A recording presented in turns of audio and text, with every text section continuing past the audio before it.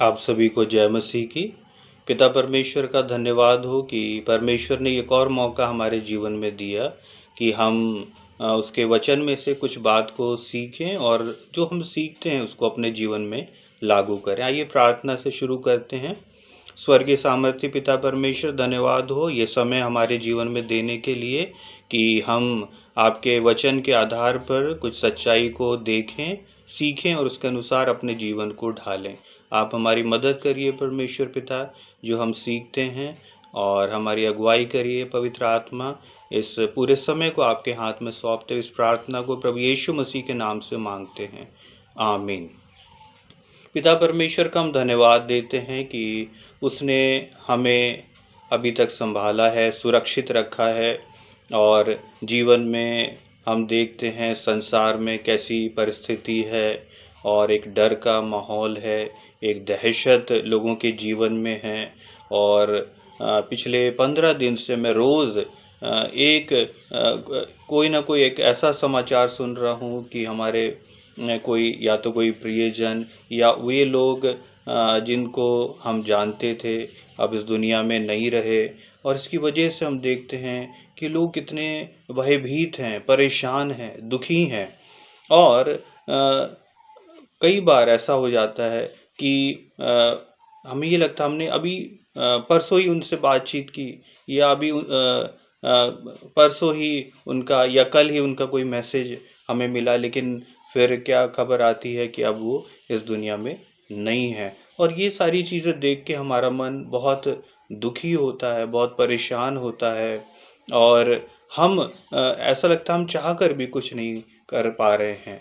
और इस प्रकार से लोगों को कितना अभी इस दुख से होके गुजरना पड़ रहा है। एक वचन हम बाइबल में पढ़ते हैं, यशायाह नबी की पुस्तक और उसका 45 अध्याय और उसका 18 पद।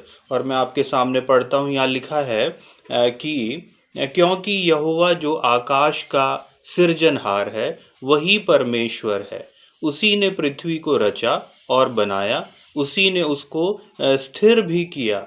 उसने उसे सुनसान रहने के लिए नहीं परंतु बसने के लिए रचा है। वही यों कहता है, मैं यहोवा हूँ, मेरे सिवाय दूसरा और कोई नहीं है। तो यहाँ पर हम देखते हैं कि हमारा परमेश्वर सृष्टि करता है, सृजनहार है। जो आज हम देखने जा रहे हैं कि हमारा परमेश्वर सर्वशक्तिमान है, वो सबसे बढ़कर है, उसके तुल्य कोई नहीं है, उसके जैसा कोई नहीं है। और यहाँ पर हमने जो इसमें आखिरी लाइन में पढ़ा, परमेश्वर अपने विषय में घोषणा करते हैं, मैं यहोवा हूँ, मेरे सिवाय दूसरा और कोई नहीं है। तो हम देखते हैं किस प्रकार से दुनिया में जो परेशानी आ रही है, उसका एक कारण ये है कि लोगों ने इस जीवित परमेश्वर को, सर्वशक्तिमान परमेश्वर को ना पहचान कर और उसके अलावा एक दूसरा या किसी दूसरे को ईश्वर का दर्जा दिया है, जो उनके जीवन में एक श्राप को ले आता है। और हम देखते हैं कि किस प्रकार से पूरी दुनिया में हाहाकार मचा है। और हम देख रहे हैं लोग अपने आप में कितने अपने आप को असहाय महसूस कर रहे हैं, बड़े निर्बल महसूस कर रहे हैं। लोग जाते हैं और हम देख रहे हैं कि डॉक्टर लोग किस प्रकार से वो लोग भी कितने निराश हो जाते हैं, कितने क्योंकि ये ऐसी बीमारी है, महामारी है जो उनके भी वश से बाहर है। और दवाइयाँ जो लेते हैं उसका कोई फ़ायदा नहीं हुआ। और अलग-अलग जो ट्रीटमेंट है, वेंटिलेटर है और जो कुछ ज़रूरत है, ये सारी चीज़ें मनुष्य के जीवन को बचा पाने में असफल हो रही हैं। और हम देखते हैं कि ये सारी चीज़ें जो हैं मिलकर एक दहशत का माहौल बना रही हैं। लेकिन हम जानते हैं, जैसा हमने अभी पढ़ा, हमारा परमेश्वर सर्वशक्तिमान है, वो सामर्थी परमेश्वर है, वही उद्धार करता है, वही बचाने वाला है। और इसलिए चाहिए मनुष्य के लिए, मानव जाति के लिए अब एक जो बात रह गई है कि वो उस जीवित परमेश्वर को उसकी शरण में आ जाए, उसको अपनाएँ, उसको परमेश्वर के रूप में स्वीकार करे। एक और वचन यहाँ पर हम पढ़ते हैं यशायाह का 45 अध्याय 5 पद में, तो लिखा है, परमेश्वर यहाँ भी अपने विषय में घोषणा करते हैं, मैं यहोवा हूँ और दूसरा कोई नहीं, मुझे छोड़ कोई परमेश्वर नहीं। तो यहाँ पर परमेश्वर बता रहे हैं वही एकमात्र परमेश्वर हैं और वही मनुष्य को और पूरी दुनिया को संभालते हैं। लेकिन दुख की बात यह है कि उस जीवित परमेश्वर को कई लोग नहीं जानते और कई लोग उसको स्वीकार नहीं करते और मनुष्य अपने लिए एक मुसीबत को मनुष्य इस कारण से मोल ले लेता है। तो परमेश्वर की इच्छा क्या है वो भी हम परमेश्वर के वचन में हम पढ़ते हैं और वो लिखा है यशायाह का 45 अध्याय 22 पद में, हे पृथ्वी के दूर दूर के देश के रहने वालों, तुम मेरी ओर फिरो और उद्धार पाओ। तो परमेश्वर चाहता है कि लोग उसकी ओर फिरें, लोग अपने मन को संसार के तौर तरीकों से हटाकर अब परमेश्वर की ओर लगाएं। हम देख रहे हैं, हमने देखा पिछले दिनों में लोग कितने बिजी रहे और ये लॉकडाउन जब से शुरू हुआ पिछले साल से 2020 से, तो उससे पहले लोग कितने व्यस्त थे। कई लोगों के पास परमेश्वर के लिए समय भी नहीं था। कई लोग इतने बिजी थे कि यहाँ तक कि संडे को भी आराधना में जाने के लिए उनके पास समय नहीं था, उनके पास कोई ना कोई कार्य होता था। लेकिन हम देखते हैं कि वो परमेश्वर जो कि इतने समय तक मनुष्य की इन बातों को देखता आया और सहता आया और वो चाहता है कि इन दिनों में कि परमेश्वर के पास लोग आ जाएं, उसकी शरण में लोग आ जाएं। और हम देखते हैं कि मानव जाति का मन फिराना बहुत ज़रूरी है उनके बचाव के लिए।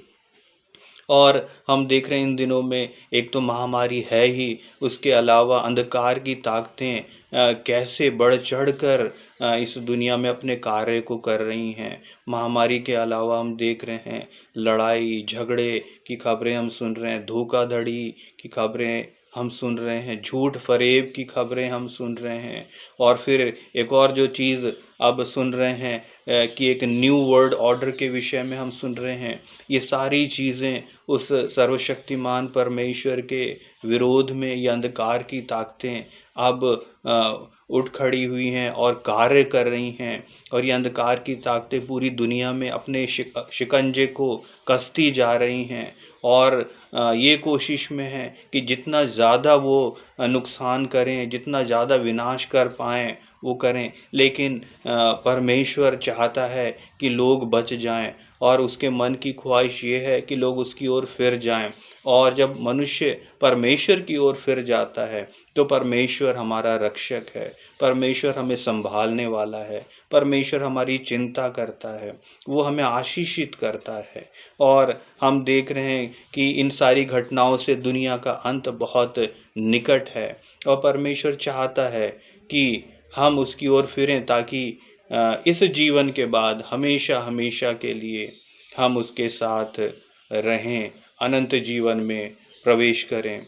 तो हमारे लिए ये अब एक ऐसी चुनौती है, जितने लोग विश्वासी हैं कि वो अपने प्रियजनों के लिए प्रार्थना करें, विशेष रूप से उन लोगों के लिए जो अभी विश्वास में नहीं हैं, जो परमेश्वर को नहीं जानते, और हम उनके लिए प्रार्थना करें कि परमेश्वर उन पर अनुग्रह करे, दया करे और वे लोग जीवित परमेश्वर को जानें, उसको पहचानें और ताकि इस जीवन के बाद उस अनंत जीवन में हमेशा के लिए वो उसके साथ परमेश्वर के साथ रहने पाएँ। आइए अब ये समय है कि हम अपनी पिछली सारी बातों को भुला दें।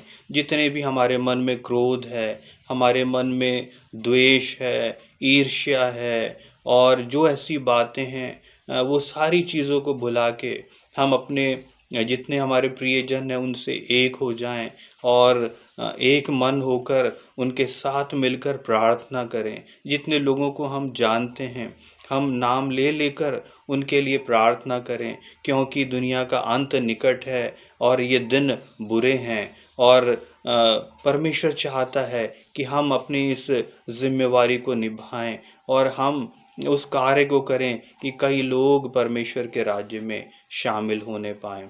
परमेश्वर इन वचनों के द्वारा आप सभी को आशीषित करें।